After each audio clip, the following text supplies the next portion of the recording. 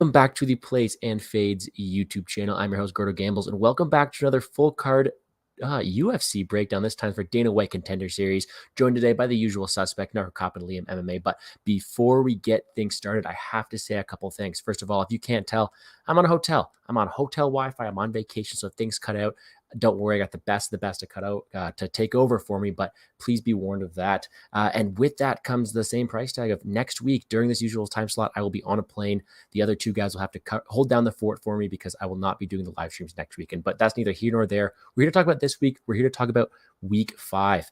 Now, I'm coming off of a huge life-changing experience watching that fight live in Salt Lake City. I was happy to be there, but there is no sleep for the week, and sleep is for the week, and as you can tell, it is a late night stream, so we're all over the place here. But I say I don't waste any more time. Let's get our co-host in here. NarcoCop, how are we doing today, my friend?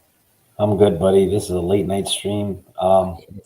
Looking forward to Dana White's Contender Series. Did really well last week, and trying to continue it here. You know what? As tired as we may be, the notes we have, the knowledge we have done, that's not tired. That's there. That's set in stone, and we're going to give it all to you guys. I'm looking forward to it. I actually, I had some flights. I had some time to kill. I actually went pretty deep into this this slate. I had what I think was like an 8-hour layover waiting for my flight, so I went huge into this. I'm ready to go, but I'm trying to pick my spots. I haven't been as sharp as I wanted to be this year. I know Narco's coming off a great week. I definitely am not. I'm not going to try to blame it on Yanni the Greek, but he definitely didn't help. I don't think. Point being. We do have a very sneaky card. I think there's some decent time. And before we get into that, let's just shout out to everyone in this chat. I know that Patrick was here in the start saying what's up, and he's ready to quench that thirst for fight talk. Well, here we go. And as always, Musher's hanging out. We will keep you fed. That's for sure. We got a couple of weeks off, and it is 1:42 a.m. Philly time. So you know what? As much as I may be on vacation and in the Pacific time zone, I'm still on that. I'm still on that 1:42 a.m. time. So we'll get her started though. I mean, we have 5 fights. Liam is coming back from a Yankees game, and he will join us as soon as he can. But you know what? Maybe we'll get this one started without him. First fight up, we have Denise Gomez 5-1 versus Rayanne Amanda 11-5. A few notable things to start is we have the elephant in the room is the level of competition for me for Amanda. It is absolutely atrocious. It is the first thing I saw when I was doing the tape. It was really discouraging to see someone who I thought definitely has a decent ceiling with her grappling and her history in BJJ and having the ability to compete there. But she hasn't been using it effectively. She's been having really close fights against weak fighters, and her record is just really something that leaves more to be desired. She's facing Carl Rosa's girlfriend, Denise Gomez, and Gomez also leaves a lot to be desired, but I do think that she has put more things together and facing a better level of competition. I do think she's the rightful favorite here. With that being said, I'm going to pass it over to my guest first. How do we see this one going down? Yeah, I mean, this is a low-level fight. I already had circled this one prior to the line coming out. I really like the under here. Both girls are very weak in the other girl's strengths. So Amanda's very good on the ground. She's a black belt. She has a bunch of submissions, while Gomez doesn't look very good on the ground, honestly. She's given up some bad positions. She hasn't really looked good on the ground, even though she's a purple belt. But Amanda's much better down there. And then on the feet, Gomes is so much better on the feet. She's got a lot more power. This fight is at 115, and Gomes is a girl that's been fighting at 125 for a while now, and I think she's going to be the stronger girl. I think she's going to have a lot more power on the feet, and if this fight stays upright, I've seen Amanda quit, man. She to me, she gives me a lot of quitter vibes. She's beaten one opponent with a current winning record, which is disgusting.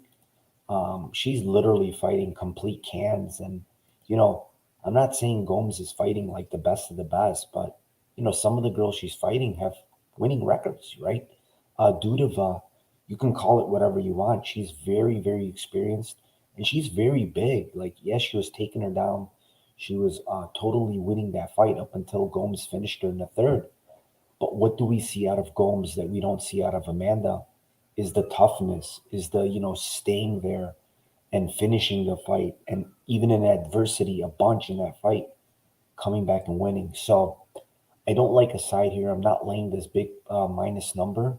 but I love the unders here. I got the under 2.5. I got a good price. It was plus 180 when I hit it. Fight doesn't go plus 120, but at current price right now, I see minus 130 on the under 2.5.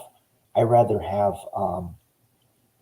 the fight doesn't go is plus 105. So um, take the fight doesn't go. It doesn't make that line is funny, but fight doesn't I go didn't is even plus 105, and the under 2.5 is minus 130. Does that make sense? that that is hilarious. No, I didn't even notice that at all. Yeah, you were Yeah, completely right. Why would you take the under 2.5 in that spot? exactly. So I still All like the right. fight doesn't go at plus money. I think that's a good spot. I think one of these girls is going to get finished, whether it be on the feet or on the ground. And yeah, I mean, it's a fight. I mean, I got submission prop on Amanda at plus 800. Wow. That's gone. Yeah, that's gone. I think that's her path of victory. She's not winning any other way here other than a sub. You know what, man? I was really liking the Gomes side. I was looking to play her not only the money line and then the inside the distance, but you hit everything. And I looked at it closer. I think that despite me thinking that Gomez may have the edge here, at what percentage and like at what risk am I going to have a minus 300 favorite plus go out there and probably get subbed in certain spots? I think that she leaves herself pretty weak in certain areas that other fighters would definitely be able to take advantage of. Is Amanda that fighter? I don't know if she is. I do think that Amanda has a long way to go. I do not think she's UFC caliber yet, but I think that her strengths play into weaknesses of the Gomes side. With that being said, I'm completely with you. You have a fighter who has shown to have resiliency and heart and toughness in Gomez versus someone who's had the complete opposite, who's quit in fights in Amanda. It's just a really weird matchup for me because I think that if Amanda can't get that grappling off, if she can't get any submission success, she's going to wilt under pressure. She's gonna lose. So I'm right there with you. I have the plus 105 fight doesn't go to decision. I did not get as good of a line as you. Plus 180 is beautiful, so credit to you. But I am on with you with the fight doesn't go. It's pretty simple for me. On the feet, you're gonna have the person who pushes forward, who pressures, who will probably break Amanda over time in Gomez. But the path to victory for Amanda is probably that sub, as you mentioned, with her slipping up, putting herself there. So it's one where I lean heavily to Gomez, but yeah, I'm going to take the fight doesn't go instead. One more thing, believe it or not, I do think plus 245 by KO has value on it for Gomes. I'm being completely honest. Like she throws with power, and Amanda to me is on the feet, and she seems like a quitter. Not only that power, but that forward pressure, the volume, is always just throwing something out there. And Gomez does not stop. And I think that that's gonna be a really big problem for Manic, especially in those later rounds. So I'm with you. I think you could probably take the submission on the Amanda side, the KO on the Gomez side, but I'm just with the fight doesn't go. Take the fight doesn't go at plus money instead of the under 2.5 at chalk. That seems like a no-brainer there. But no, I'm with you. Happy to see we line on the same side for this one. And hopefully when Liam gets here, he agrees with us. But you know what? Despite the low level in this spot, despite the holes in each one of these fighters' games. I actually think it's gonna be a pretty fun scrap. I'm actually kind of looking forward to it. Don't ask me why. I think that maybe just because there's no fights for a week that I'm looking for anything I can get. But this is one where it could be entertaining. You can have an absolute dog fight because it could be just Gomez pushing forward, almost breaking Amanda, and then Gomez slips into something. With that being said, the one thing I'm going to add before I move on from this is the training that Gomez is doing. She has the better level of competition, the better training partners. Carol Rosa, you have to think, has been putting her in some submission attempts, no pun intended there. And it's one that I think that you could expect her to be solid enough on the ground to keep up with someone like Amanda. With that being said, it's Amanda's probably not the advantage there nonetheless. So under's way to Yeah, go. I mean, one more thing, and maybe we can, end this at this, but when you look at Amanda, every time she's faced a decent fighter, she's lost. What does that tell you about this? It's not like she's not fighting killers, but she's got 5 losses. And Edna Oliveira, that's 10-10, right? She loses to her. This other chick that's, she's got a good record, 6-1, 7-1, she loses to her. The Pauda, 5-3, she loses to her. You know, every time, everyone, 8-9 girl loses to her. Like, it's just the girls she's beating have no fucking wins. it's, I don't know. She It's doesn't fit. crazy. Yeah, it's Yeah. very weird to me. And that's fraudulent vibes. That's all I gotta say. Yep, that is true. But I will say that even with in the MMA scene, not having that good enough record, I think that if you look back into her grappling success, she has fought some decent fighters there, and that is going to be her path to victory here. I think it's a pretty easy submission win for Amanda, or she gets broken down the stretch by Gomez. Either Yeah. way, take the under. Let's move on from here. And one, sorry, one more thing. Like her Oh, we wrestling is love not this good. fight. Her wrestling sucks. Nope, So that's the issue. Like, how is she gonna get this fight to the ground? I don't know. Bigger. Plus, she's facing a bigger girl that's probably stronger. It's gonna be tough for her to get her to ground. But if she does, she's very live for herself. for sure. I will take that. No problem. We'll take the fight. Doesn't go all day. Before we move on to the next one, shout out to fighter fighting tomorrow. We got Mr. Darius Flowers in the chat right here. That's Bullies of today. And we'll talk about you shortly, my man. I'm very excited to see you compete tomorrow. It's going to be a very, very fun fight. And you know what? I'm ready to break it down. He's from my neck of the woods, by the way. He's from Chicago. Is he? There you go. I'm sure you're excited to talk about that as well. But yeah, I'm looking forward to this fight and to Darius's as well. But let's keep her going. Before we do that, Prince of Mischief, what up, my guy? What's up, Cameron? I saw a couple of things that made me laugh in there a bit earlier, but no, let's move on to the next fight. This one's a fun one for us, and I know we talked about this one backstage, but we have Joshua and Kim 5-1, Cameron Saman 5-0. And before I pass one over to you, I have to give a shout out to a good buddy of mine, Couch Warrior. He tweeted out the other day that he got plus 300 on Kim or something like that, some crazy number. And I didn't know the lines were out. I saw his tweet. I had his tweet notifications on, and I saw the plus money, and I went to bet it. And I got plus money thanks to that guy and that guy only. So shout out to him for tweeting about it, because I wouldn't have got it anyways. But I'm on the Kim side. I got him at plus 112. I know you got a better number, so I'll let you talk about that real quick. How do you see this one fight going down? Yeah, I mean, I like the Kim side. He's the cleaner striker. He's the better grappler. I got in at plus 140 and minus 150. I did try to click that plus 300. It didn't work. It had dropped right away. So I got plus 140. I'm happy with that. But there is some things I like from Saman. He's got very good cardio, been 5 rounds, throws a ton of strikes, ton of power. He's very wild, though. So he's very green. He's very wild. He's there to be countered. I mean, he went to absolute war with Ozustin, who's not a good fighter. I mean, it was a back and forth war. He went 5 rounds with that Mengele guy that's not very good. He got a bunch of takedowns on him. And that's where I see a big advantage for Kim. On the ground, Kim has a lot of submissions. He has a lot of tricks on the ground. Even though he has like that karate style, but guy is very fluid on the ground. His striking is, to me, mostly from his kicks. He's got very good kicks, but his hands are not all that, and he's very, very low volume. So with that being said, I did kind of hedge off on the Saman side at plus 200 because I didn't want to go 5 units on this guy. His volume is just very concerning. But other than that, I do think he's the better fighter. I do think he's the cleaner striker, and he's better everywhere, in my opinion.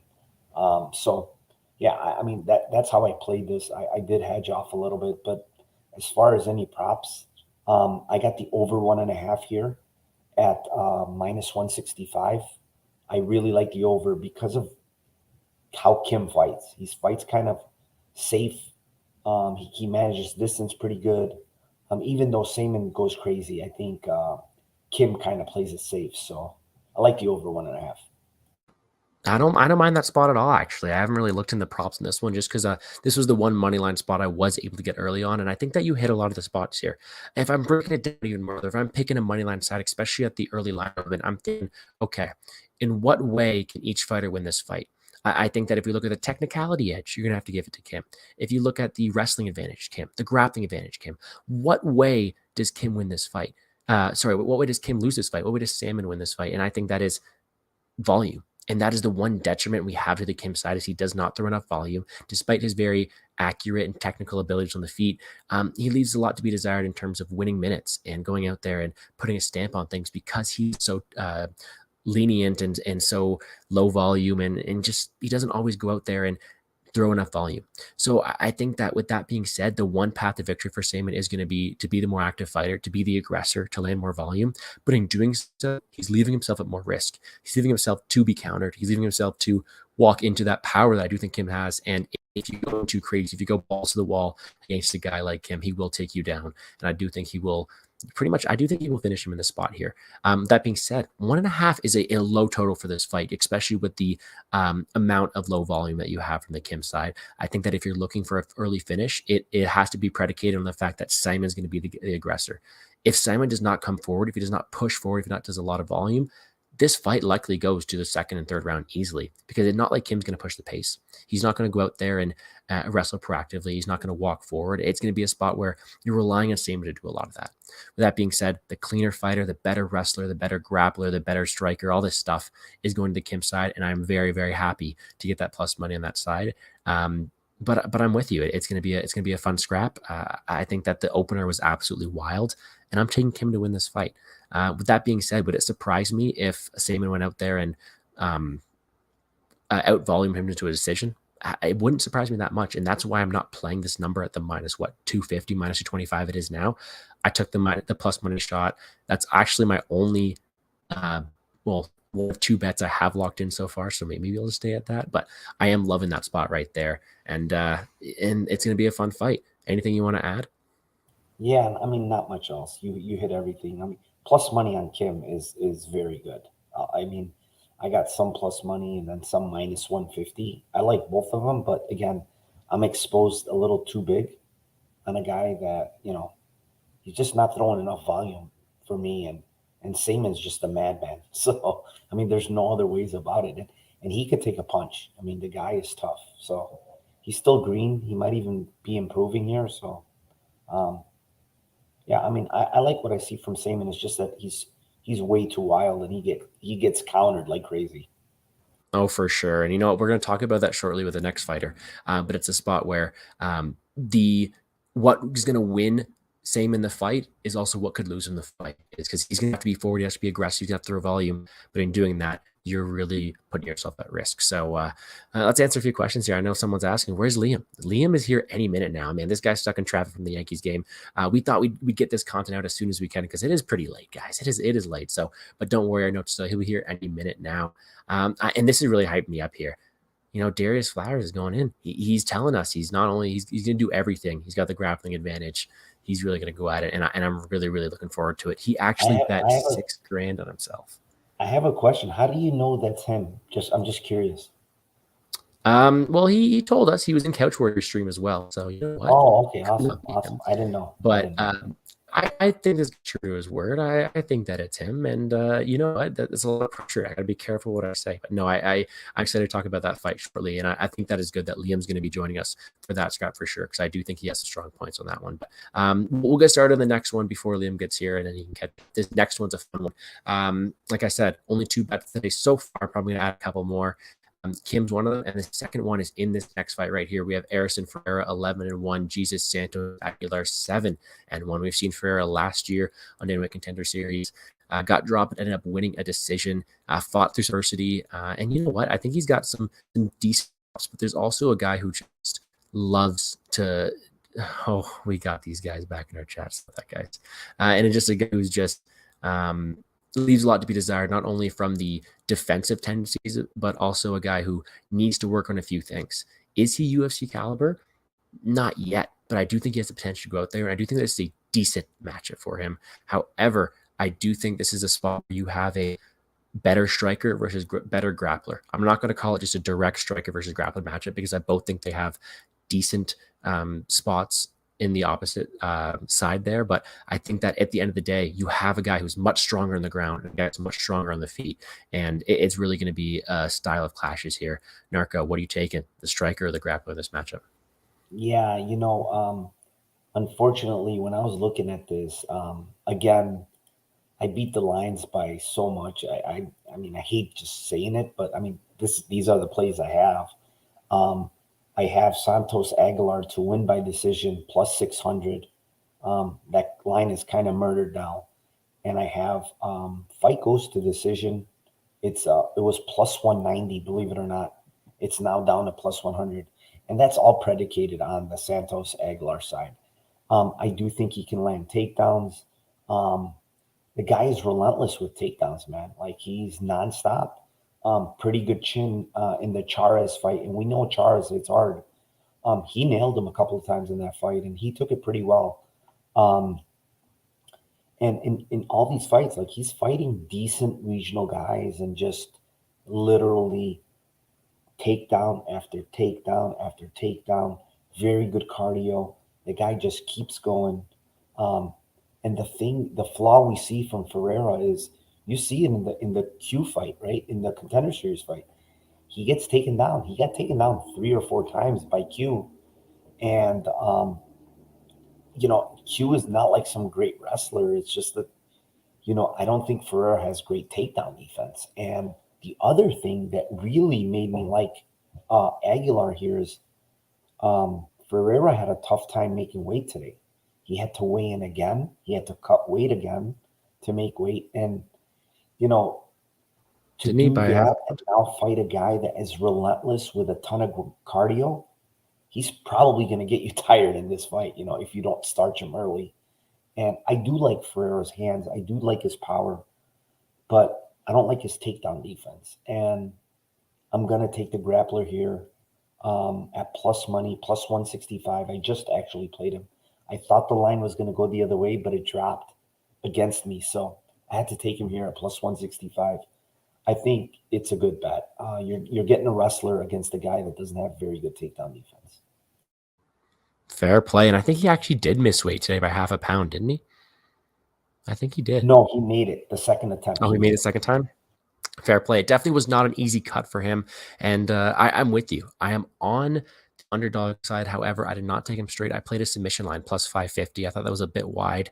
Like, when you have a grappler who's going to have the grappling edge, especially a guy who proactively hunts for the submissions as much as he does, like those guillotines, what his last 3 wins by guillotine, that is definitely something that you got to look at. And plus 550, I think that I am going out on a limb and saying he is going to go after a pretty decent grappler in Ferreira. Although he doesn't have the best takedown defense, I do think he's like defensively sound on the mat. And it's a spot where I think it's a little wide though. Plus 550 for an underdog to go out there. His major path to victory is either sub or decision. Maybe if I get that double, double method of victory, I will go out and play that, because I think there's 2 ways to win. However, he's going to have the ground advantage here. I think he's going to have the ability to go out there, submit a guy in Ferreira. But if he can't get him down, it's going to be a bit dicey, because like Ferreira is a very talented striker, and although he has a questionable chin, I don't think that's going to be exploited too much on this fight. Because I don't think that for Aguilar's a better striker at all. I don't think he's really going to test it. With that being said, give me the grappler to go out there and grapple, and I think that he's going to have the wrestling upside, the grappling upside, and I think that it's going to be a decent spot here. Anything you want to add while I message our friend Darius Flowers right here? Yeah, I mean, I can add a little more to this. Just some of my notes here that I had written down is, I didn't really like the striking of Santos. He throws too many looping punches, and he gets hit. He does get hit on the feet a lot. So it would behoove him to get to this fight to the ground pretty quick, because Ferreira is going to have a big speed advantage on the feet with his hands. His hands are very good. And then he has a ton of power, like the guy, you could just see he has a Sanda background. He throws very good kicks. But with the kicks is another reason why Santos can land takedowns, because he does catch a lot of kicks and get people down like that. So Ferreira likes to kick. So takedowns might even come that way.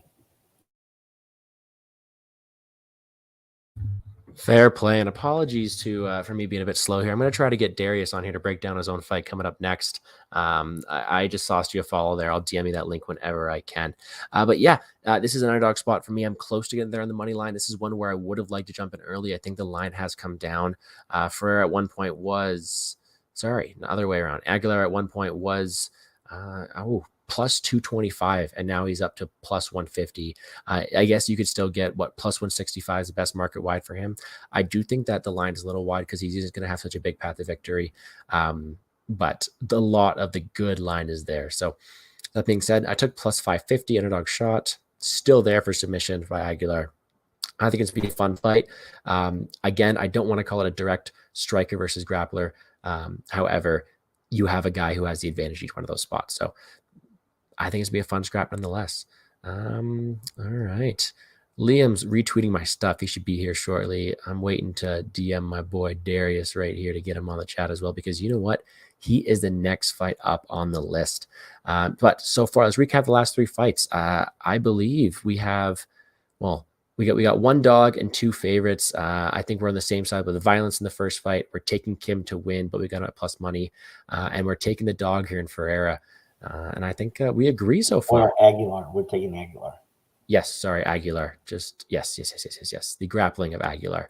But we agree so far. Last week we disagreed a lot, and it worked out a very good week for you. So I'm happy that we're going on that together. All right, but you know what? Liam should be here any minute. Let's keep going though. I think that I'm going to throw this message over here to Darius. GordoGambles on Twitter. I will make sure to send you over that link. That'll be a lot of fun to break down the fights with you right there. But you know what? Let's go over some numbers before you talk over the matchup yourself, because you are the co-main event. You're facing a pretty decent striker, Amaran Gogoladze, 14-2. He's sitting at 6'2". He's going to have the height advantage over you. He's the younger fighter. But Darius, beast mode, 11-5-1. He's 4-1 in his last 5. 27 years old, 5'9", 72-inch reach. But of course, that's all I have here. It's better to hear better from the man himself. Just message me there. I'll send him the link. Let me tell the fans a little something here. Okay. I read an article on Darius where he said, before he used to fight kind of like for other people, and he no longer fights for anybody but himself and his family now. So wow. He doesn't care about all the noise from the outside. He said he's not fighting for anybody else but himself. He doesn't care what anybody thinks or says. He's going out there to do what he has to do to win. So I did read that about him. I also do want to mention that I'll say a couple of things prior to him coming in, but I do like the fact that he's moving down to 170, because I do think he's extremely undersized for 185. I mean, the guy is 5'9". You could see in his fights he's a lot smaller in height than most of these guys, so he's at a height disadvantage. But my God, the guy is powerful, dude. Like, everything he does is super explosive. And I have no idea. I'm going to ask him, but I have no idea how Ryan Leninger took all those punches in that fight, which eventually gassed out. I don't know if you saw it, Gordo, but yep, he literally landed a 20-punch combination on him. And somehow that guy took all of it, and Darius eventually gassed. I mean, he gassed pretty bad in that fight. Well, let's ask him. He's in here right now. Let's get him in here. What is going on? Welcome to the Plays of Fades YouTube channel, Darius. What's up, guys? How you doing? So the story about that fight, I'm no excuses. I was sick, but I wasn't putting in the extra work. It's my fault. Looking back on it is why I am how I am now. I'm in the best shape of my life. Nobody on the card is in better shape than me. Nobody coming into the UFC is in better shape than me, I guarantee you. But I was just a lazy fuck. There's no excuses. I lost that fight. It was emotional. I shouldn't have took it, and he didn't appreciate the fact that I took the fight. And I told him, like, yo, win or lose, I'm going to put you in the hospital. And I kept my word. I lost the fight. It is what it is, but I won't lose like that again. You know what I mean? Dude. So the thing is, like, I knew the situation I was in. I was trying to get him out of there. So that's what it is. But I'm an underdog right now because of that fight on YouTube. Everybody's like, oh, this fight guy's all fat. I've never been that big in my life. I was going through shit. You know what I mean? But I'm sure my opponent is thinking, like, that's who I am in there. As opposed to, like, only thing that was good about that fight was my composure. You know what I mean? Like, in my head movement. And I could find some good in it, but I was just a lazy fuck. You know what I mean? I wasn't putting in extra work. I wasn't training like how I trained. For the last 9 months, dog, I haven't left the gym 3 times a day. Wow. Love it. You know what I mean? So, like, I had 3 fights, 21 days, 2 brown belts. Out-grappled them, beat their ass. knocked out a fucking title challenger. Like, people saying that I haven't fought competition. My third fight was versus a UFC veteran, Adam Seller, that got head kicked by Uriah Hall. Tough opponent for my third professional fight, and I haven't let up since. Everybody I fought, like Bobby Volker, Joe DeVito, UFC veterans. How the fuck is this guy got more experience or competitive? And he fights in fucking Georgia. Like, the original scene there is ass. Are you hearing me? Like, you guys got to put more respect on America's name, dog. America's regional scene is way tougher than these other scenes. Like, I don't know, maybe fucking Dagestan is a little tough. It's fucking Dagestan, Russia, but that's fucking Georgia, bro. Nobody's there. Even this guy that's going to be cornering him, because his corners didn't get his visa. Coaches couldn't get his visa. So Merciful, that just fought Aldo and lost and got a robbery. Yeah, he's going to be cornering him. These guys aren't like everybody's saying, oh, these Georgia fighters, they're not impressive. He's the least impressive of the batch by far. He overcompensates with his aggressiveness because his lack of skill. His takedown defense is horrible. His fucking wrestling takedowns is below average. His grappling is very average. And his competition level is below average as well. He's fought his last 3 fights. He fucking won in the first round with the total time of like 60 seconds.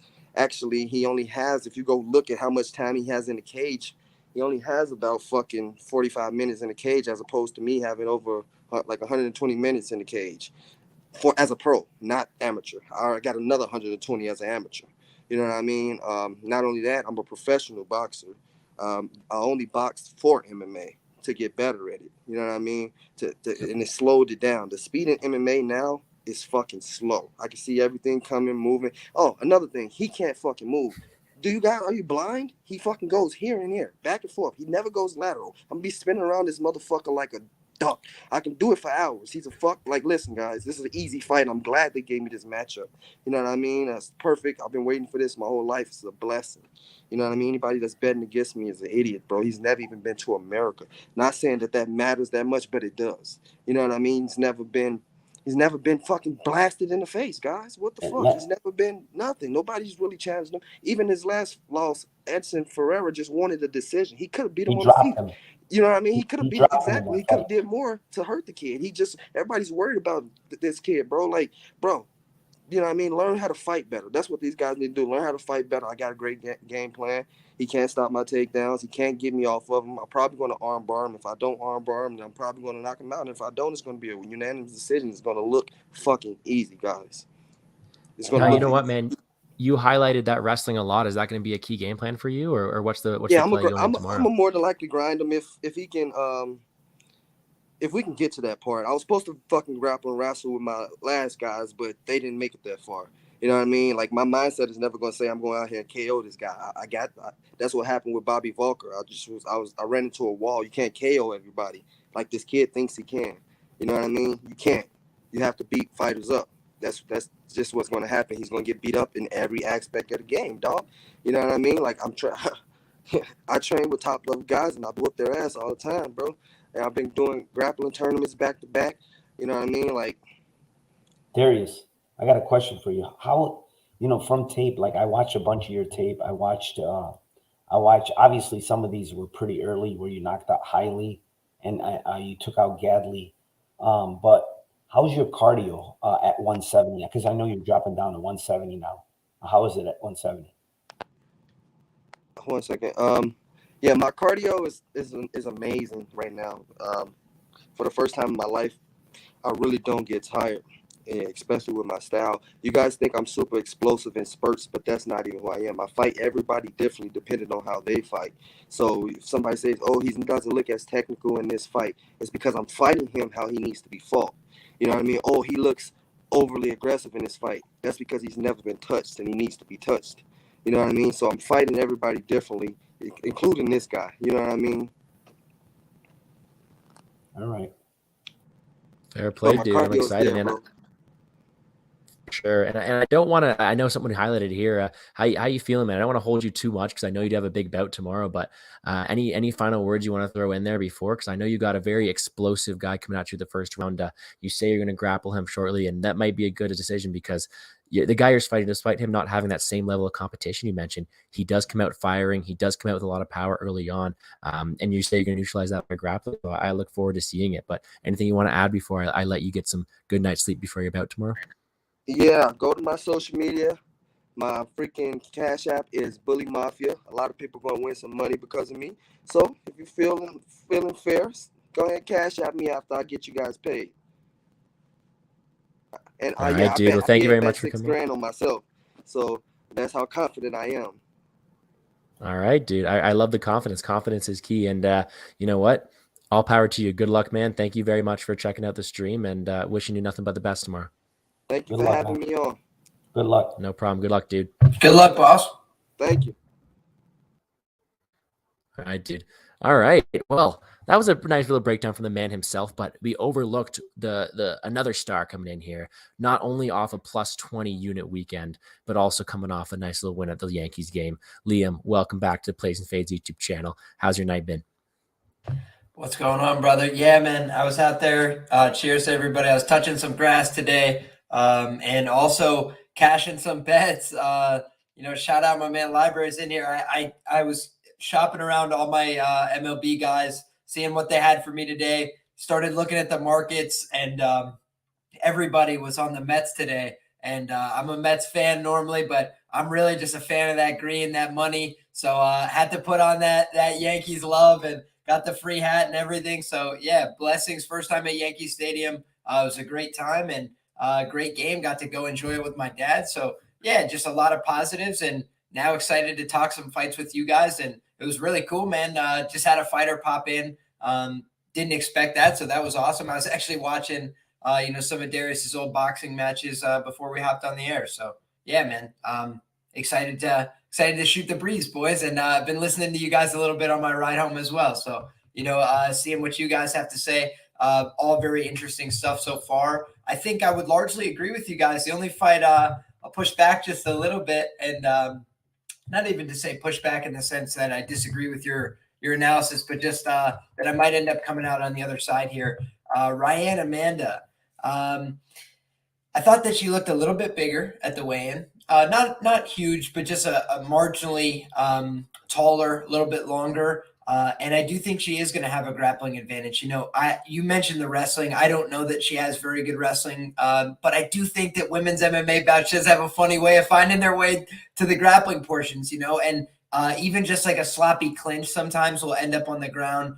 She is a very talented black belt, and I'm a belt watcher. I do like to see if I could get a belt disparity at underdog odds, and there is a pretty big disparity, I think, in their grappling skill. But I do think that you guys made a great point, which is, skill is one thing, right? Physicality is what makes the skill goes. But I think that it's interesting, man. It should be a great series of fights, and that was just one underdog that stood out to me as somebody I want to see what their submission line opens at market wide. It didn't work out with my girl Leche last week, but we were so close. I had a lot of opportunities, so I feel like that's the kind of bet that I could reinvest in over time and find value. For sure, dude. And I would love to get your opinion on the other fights before, but you know what? Let's keep it rolling. That was really unexpected. And honestly, pretty cool of Darius to come down and talk about the fights. He's got confident, not only confidence in the chat, but confidence enough to put $6,000 on it. And all power to him. He looks like he's working hard, and I'll take his word for it. But what are your thoughts on the matchup? And as much as I appreciate and respect Darius for coming in here, we do have to do our job and break down the fights. Is there any side you're really leaning on this one, or So for the GOOOO fight, what really stood out to me, man, is, I don't think he's a perfect fighter, right? I do think he's getting hit in his fights. I do think that his chin is on the line at certain times. But I also, I think that he's got this kind of weird power.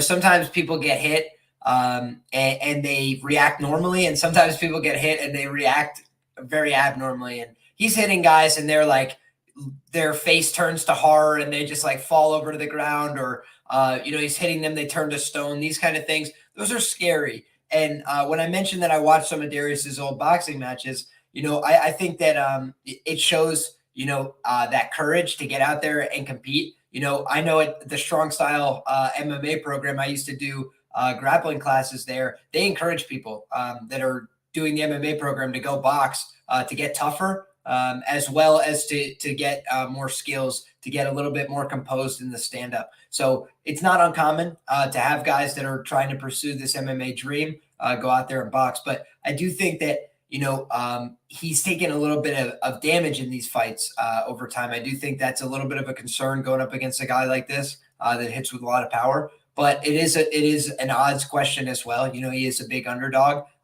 Love to see a guy betting on himself. I mean, that does show a great deal of confidence. But I think that it is a real prospect. A lot of the Georgian guys we've seen come over have had very good durability. And I think that could be, just a key factor here where it's, hey, well, agree to disagree, my man. It's all said with love and respect, just so you know. So I don't have any bets on the fight. I just think that it's going to be a competitive fight. I think if he's able to get his grappling going, Flowers has a clear path here. If he's able to stay on top, but I think that if they end up competing at range, it's a very dicey fight. I do think that the guy's got dangerous kicks on the other side as well. Was able to get the high kick up there pretty quick. A lot of guys didn't see it coming. So that was the kind of thing that impressed me. He does have a fast, left hand as well. So I just think that those are the things that Darius is going to have to watch out for, but he knows that better than I do. So best of luck to him. For sure. Narco, what are your thoughts on this one? Yeah, I mean, when I broke down this fight, I noticed, I watched a lot of Gogoladze's tape, and it seems like to me that he's having trouble with guys that wrestle hard against him, because you see Ferreira fight, he loses, and Ferreira gets a bunch of takedowns. You see the fight against where it goes to split decision against Guriev. He wins the fight, but again, the fight is really close because the guy is getting a bunch of takedowns again on him, and that's where I see trouble for the guy. Even in the Ulo fight, he actually lands takedowns in that fight. But Ulo also lands his own takedowns and eventually wins that fight by getting a late takedown in round 3. So the problem here is if Flowers doesn't decide to grapple and stands with Gogoladze, he's giving him his best path of victory. The guy is long. He's got a good kicking game. He's a little bit, not a little bit. He's actually much longer than Flowers is. But again, I do like the fact that Flowers is down to 170 here. He's not fighting at 85 because he's undersized. I mean, the guy's only 5'9". Even at 170, he's going to be a lot shorter than most guys at 170. So, I do think Gogoladze has good power, but I also believe Flowers has a ton of power in his hands too. And that might help him here, dropping from, punching guys that at 85 compared to 70.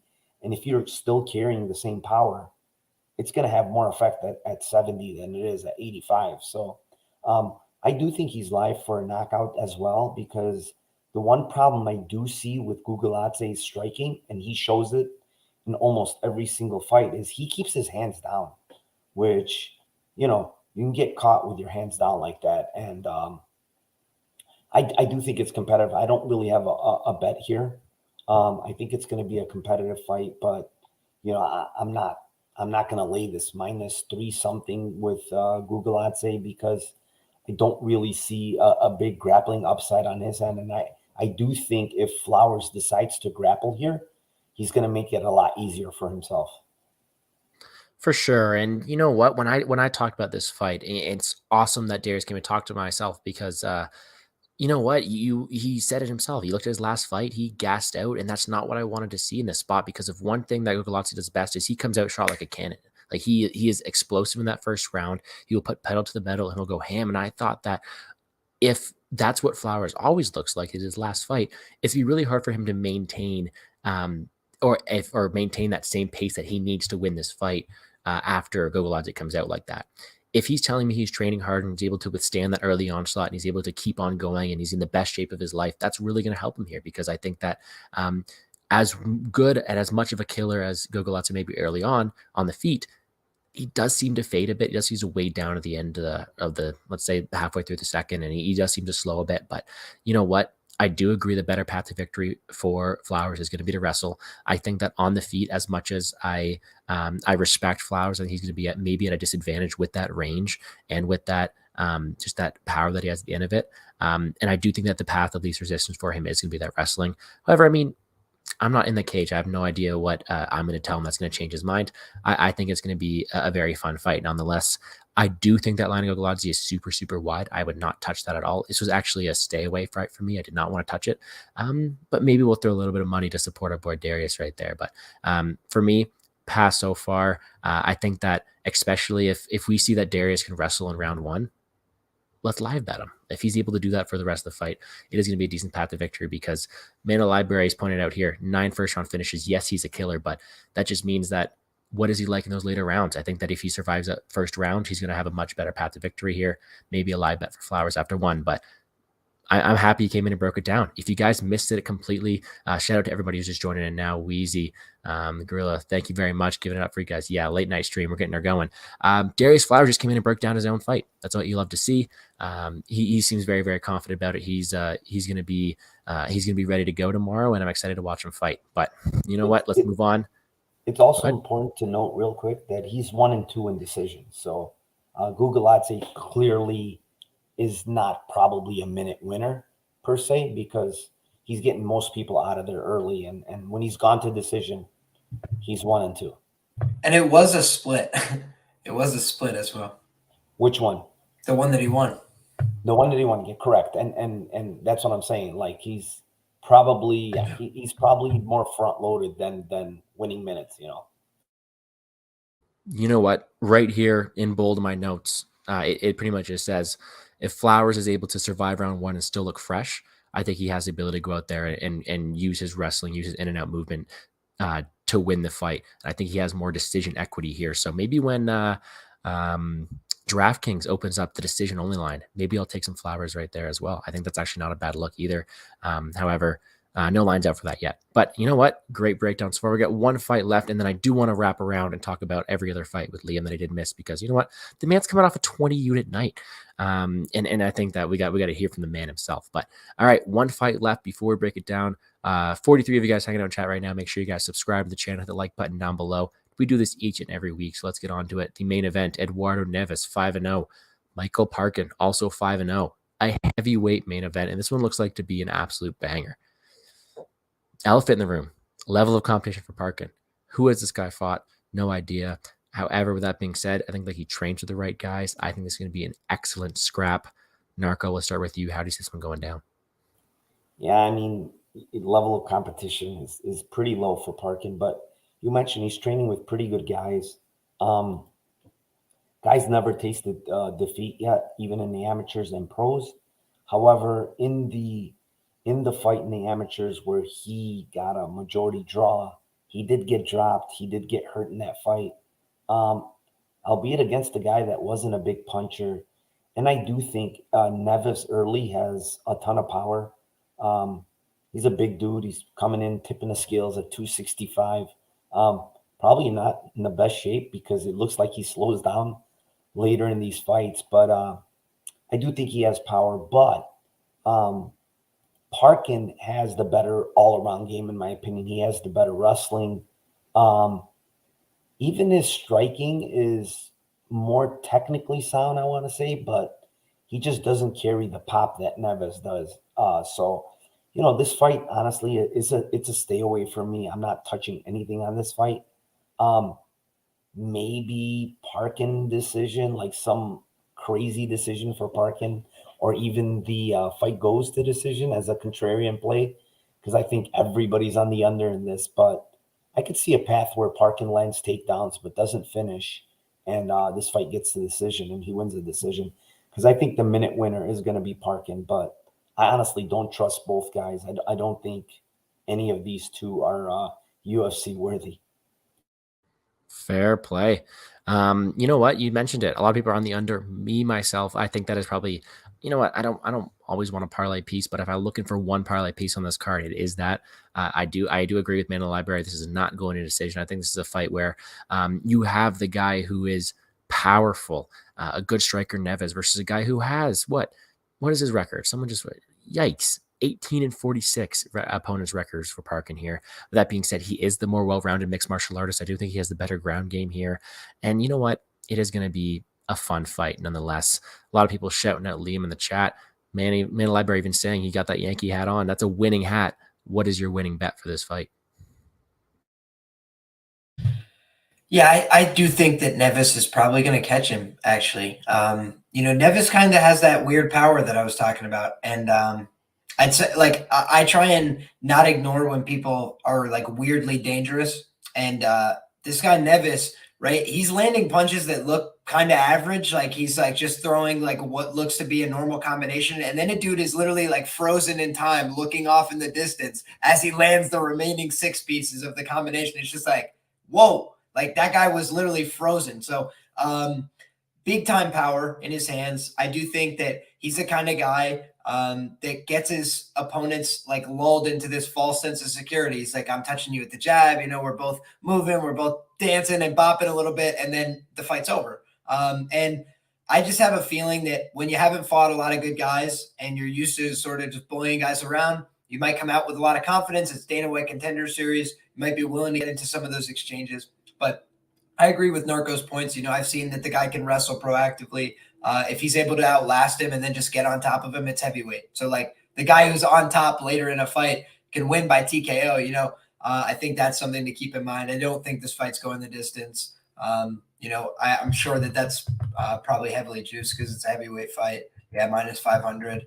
I might go over plus 205. That's kind of interesting. Really? Well, I think that he could definitely knock him out in the first round, but, like, the pathway, I think, for Parkin, would be to extend the fight a little bit. I don't think he's as dangerous. I don't think he's going to find a singular shot on Neves in the first round necessarily and put him away. I mean, it's heavyweight. Anything can happen, but I think more likely than not, the guy who wins by knockout in the first round is Neves. But I think it's a fight where I would probably be on the Neves side, a violence bet or pass. But again, over 1.5 in heavyweight fights, it does come through, sometimes. And when you can get a big plus money number like that for 7 minutes of a fight, it's a little compelling. But I also find that these main events that they target for Dana White Contender Series are, like, just magnets for insta-kill violence. So, yeah, I think for those reasons, plus my read on the fight, I'm going to go with Neves round 1. Yeah, dude. Like, historically, not only do heavyweights finish, I think it's one decision in heavyweights. The main events recently have been just absolute beatdowns and been absolute just killers who go out there and they put on incredible knockouts. I think that when they're making the bout order here, you have to think that they're assuming that you're gonna leave the main event with a positive note, being a finish, and I do think that's what they're looking for here.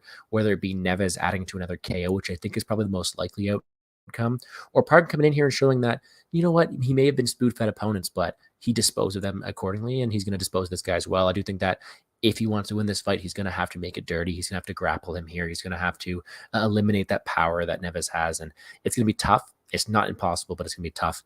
Either way, I think the under, although it is super juiced, is probably the way to go on this spot.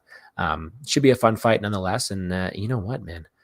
That is the full card done for us right here. That last fight, I think, is going to be one that's just a fun scrap. However, I can't officially pick a side with much confidence. I do think that Neves is the rightful favorite. However, I do think the line is wide, but give me Neves to win. Give me the under in this spot as well. Let's wrap around. Let's talk about some things. Narco, I know we're tired, but we just talked about this fight, me and you. I've had a lot of people asking about your thoughts on the Kim fight, Liam.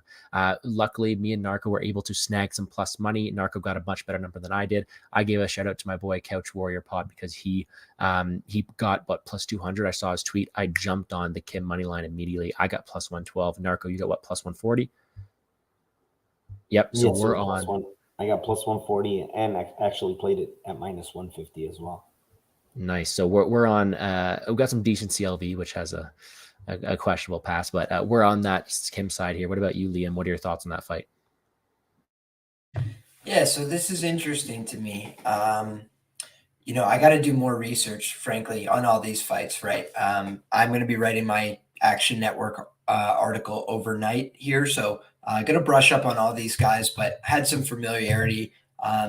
And what's interesting is Team CIT, you know, that instantly stood out to me. That is the predominant team in South Africa right now. Dricus du Plessis, one of my favorite prospects in the middleweight division. I've been backing this guy, making a lot of money, and I've heard a lot of the same kind of comparisons to this guy, you know, which is like, he's not technically that good, which is true, right? But he is really dangerous and aggressive, and he comes forward and throws a lot. And at 21, you know, we could be getting a better and better version every time out. But I've also pointed out these kind of spots on Contender Series in the past where, you know, you're getting a guy who's 21, 22, a Shimon Smoltrisky, right, against a Mike Malott, a coach, a guy who's been in the game for 10 years. It's just like, that's not going to work, right? This isn't going to happen. So I think that it might be a case of too much too soon, right? I think the wrong guy was favored early on. But I also would say I'm not bullish on laying the chalk against this kid because I do believe that they're doing some good things over there. They're probably on insane drugs because they hit people and they don't effing move from Team CIT as well. But at the lower weight classes, not as likely to dead people like that. It's just harder to do, not as much weight to transfer. So I think that for those reasons, for the fact that he's only 21 years of age, for the fact that he's too aggressive for his own good right now, you know, he probably gets put down in this fight. But I also think he'll be back. You know, he's the kind of kid that he's the right age. This is the kind of experience he needs, you know, get over to the U.S., get a big fight, get a high-profile fight, a fight people might know you from moving forward. Maybe he has 2 more fights on the regional scene, comes back next season, and he gets signed to the UFC. I think that that's the kind of trajectory we see from that kid. I love it. You know what? Maybe it's not his time, and I hope not because I'm on the Kim side, but I think this would be a fun scrap nonetheless. But that is it. We have wrapped up the breakdown for each one of the 5 fights on the card. Before we go, though, Mushrooms asked for parlays. I mean, what else did we expect? We love Mushroom, but man, that guy wants his parlays. He's not alone, though. We need the parlays, his base balance. So what I will get you guys to do, if that's okay with you guys, just give your quick picks, just saying me who you guys think is going to win out of the 5 fights, and then throw me a little parlay if you want. I'll get her started first because you know what? I got it open right here. I'm taking Neves in the main event. You know what?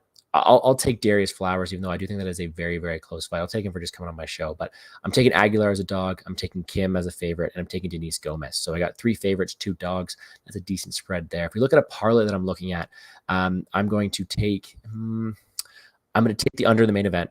Favorite leg right there. I'm going to take the under in the female fight, the Gomes versus Amanda fight. So I'm taking 2 unders in the first fight and the 5th fight. And I'm going to take the Kim money line. So we got under in Gomes Amanda, Kim money line, Neves and Parkin. Let's see what that parlay would pay out for us. That Kim line, not as pretty as I'd like it to be if it doesn't go to decision. And one more right there. Parlay pays out plus 300-ish. Not too bad, not too shabby. We'll wait for that to come around on DraftKings as well. But what about you, Narco? What are your quick picks and a little parlay for Mushroom? So I'll give the parlay first. I like the over 2.5 in the Ferreira Aguilar at plus 100. I like the fight doesn't go decision for Amanda Gomes at plus 105.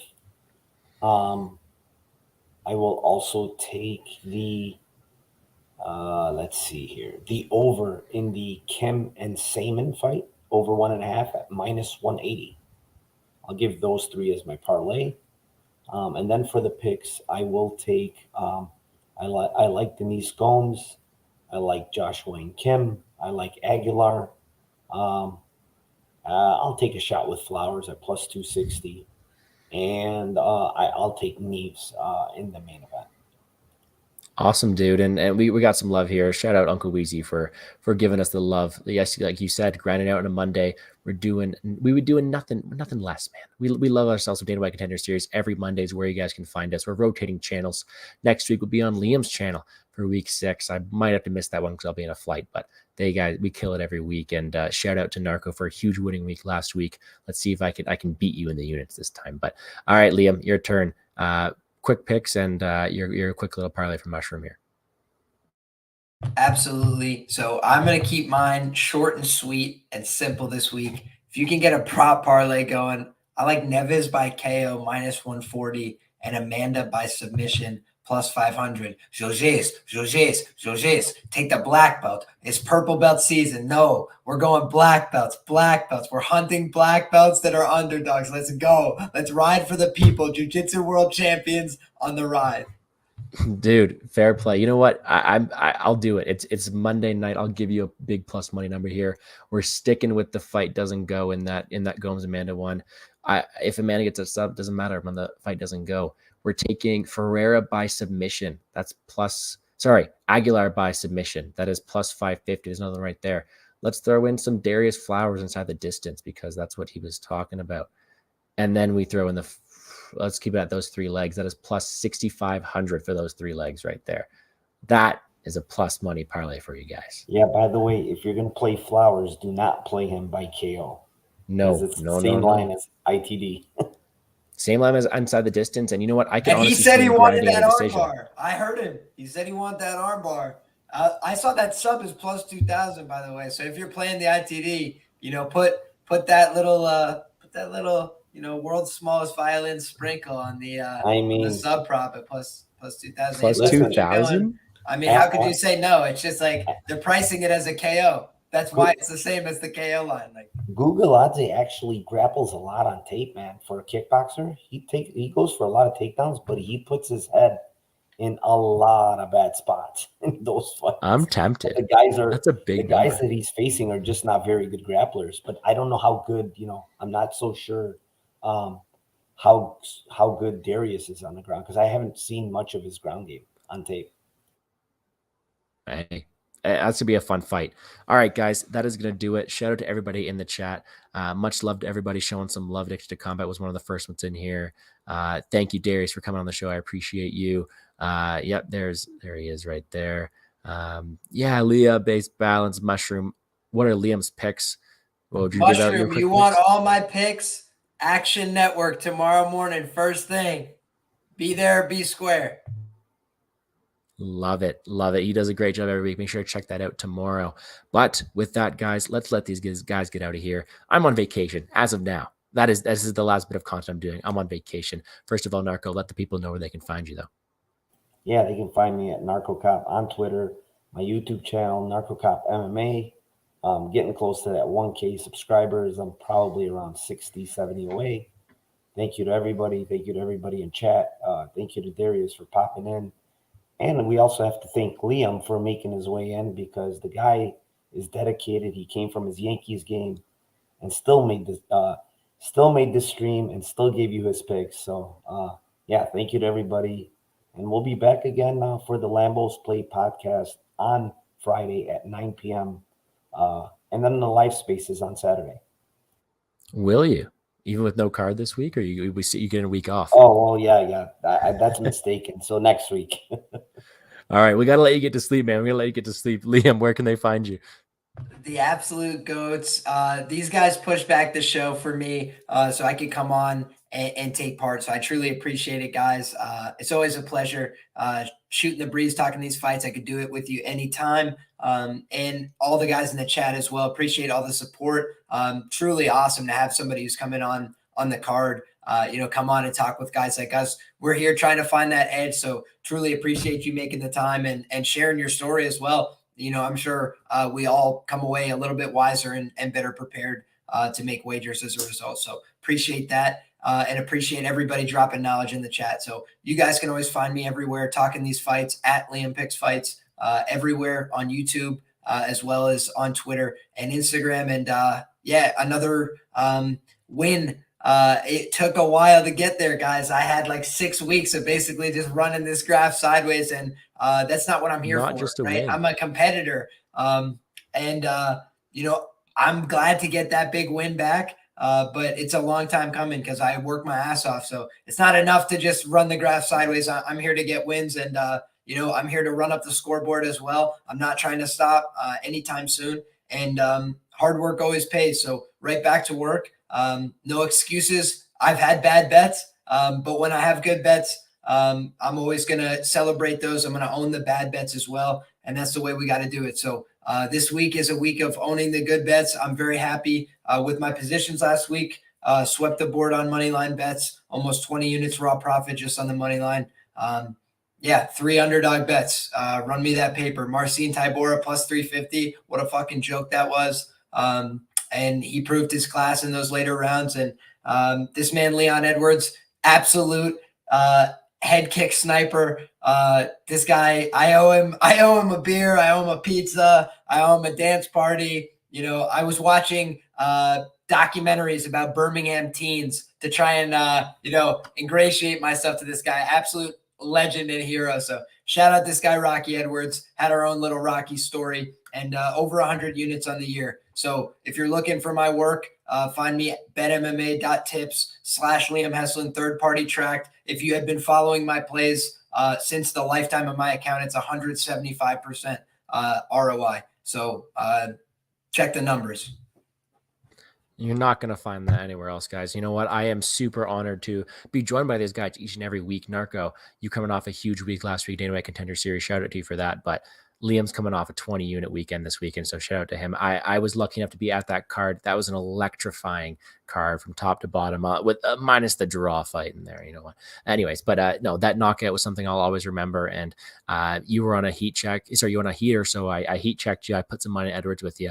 I owe you a drink myself too. But with that, guys, Mushroom's got to get to work at 7. Shout out to joining us here. So you can find all my work not only at Gambles Gordo on Twitter, but on this YouTube channel. Make sure you like the video, subscribe to the channel down below. I put out all my videos here. Odd week off for me, but starting with next week UFC Paris, not only will I have DFS breakdowns as always, but I'll have betting breakdowns. I'll have prop drops. I'll be putting in the work for you guys, so make sure to subscribe down below. I promise you, you will not regret it. With that, guys, shout out to my co-host for joining me. Shout out to Darius Flowers for hopping on the show and talking fights. And he's even telling us to look at that arm bar and that submission line. So maybe I'll look at something like that. But with that, guys, we are done here. Get a good night's rest, everybody. Enjoy the fights tomorrow night, and let's make some money, guys. Cheers.